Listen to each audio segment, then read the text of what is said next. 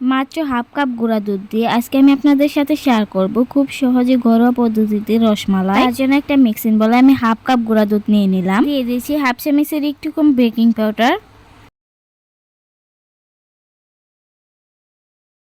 দিয়ে দিচ্ছি 2 টেবিল চামচ ঘি। এবার আমি সবগুলো ভালোভাবে মিক্স করে নিচ্ছি।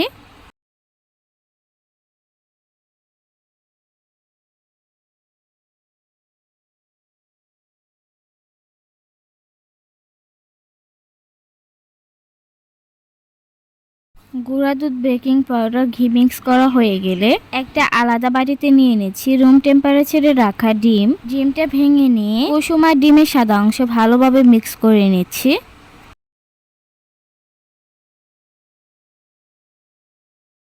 এবার গুঁড়া দুধের উপরে একটু একটু করে মিক্স করা ডিম দিয়ে একটা ডো বানিয়ে নিচ্ছি। ডোটা একদম শক্তও বানানো যাবে না, একদম পাতলা নরমও বানানো যাবে না, এই ডোটা মিডিয়ামে রাখতে হবে।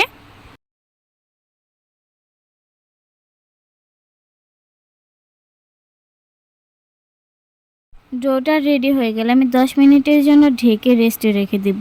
এবার ফ্রাই প্যানে আমি ক্যারামেল বানিয়ে নিচ্ছি।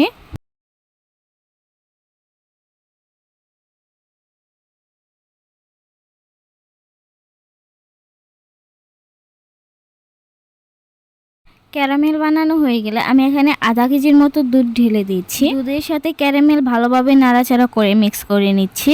সাথে কিন্তু এখানে আমি কিছুটা এলাচ গুঁড়া দিয়ে দিচ্ছি। আমার ক্যারামেল দুধ রেডি হয়ে গেছে। এবার আমি হাতে সামান্য ঘি মাখিয়ে ডো থেকে ছোট ছোট বল আকৃতি করে বানিয়ে নিব। এটা কিন্তু ফুলে একদম ডাবল হয়ে যাবে।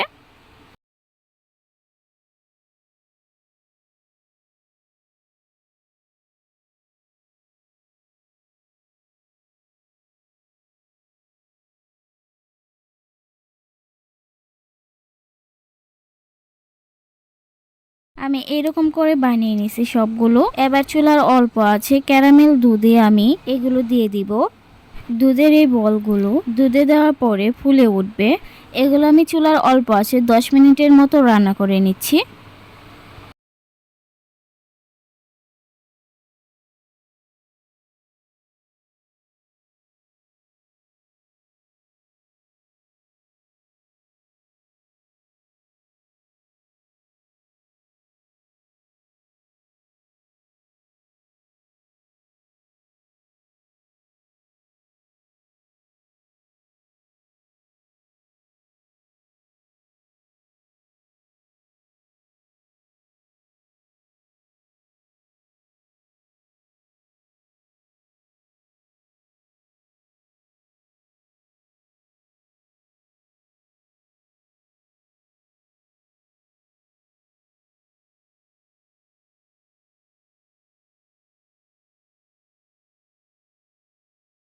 10 মিনিট পরে আমি চুলা বন্ধ করে দিব আর ঠান্ডা করে নিব। এগুলো খেতে কিন্তু অনেক মজা হয়েছিল।